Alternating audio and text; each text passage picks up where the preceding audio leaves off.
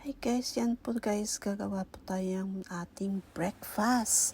Yan po, bubutasan natin ating loaf bread, ating bread guys. At yan po guys, pwede tayong gumamit ng baso or mangkok, basta bilog guys. At yan po guys, lalagyan po na natin ng butter ang ating pan.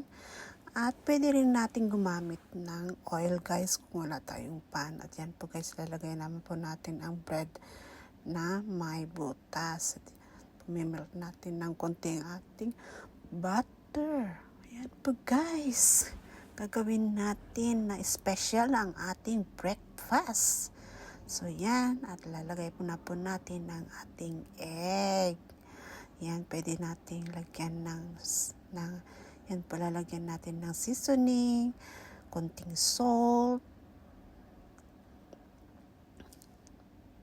konting paminta, white pepper, at pwede rin nating lagyan ng spring onion, or lagyan natin ng cheese, or lagyan natin ng ham. Pwede yan guys, ilalagay natin sa ating itlog.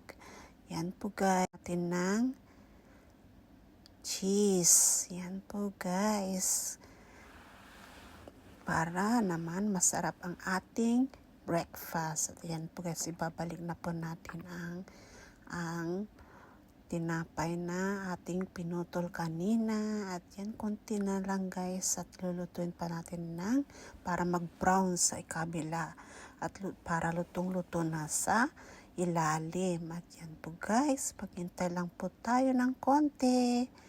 Yan, at ating pong babalik ta rin na ang ating tinapay. Yan. Yan po guys, ang ating tinapay. So, ganyan po gawin din natin.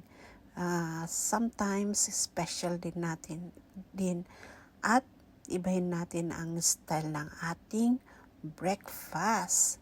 At yan, hanguin na natin dahil luto ng ating tinapay with egg.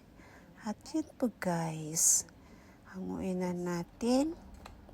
Yan, ang ating bread luto na, at ating pong hahatiin.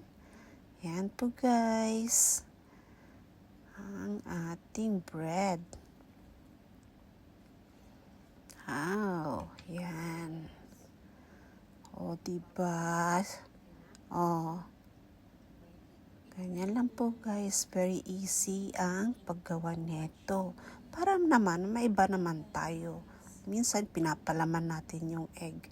So, ganyan na lang ang gagawin natin para minsanan na lang ang pagluluto. At yan po guys, thank you for watching. Bye-bye!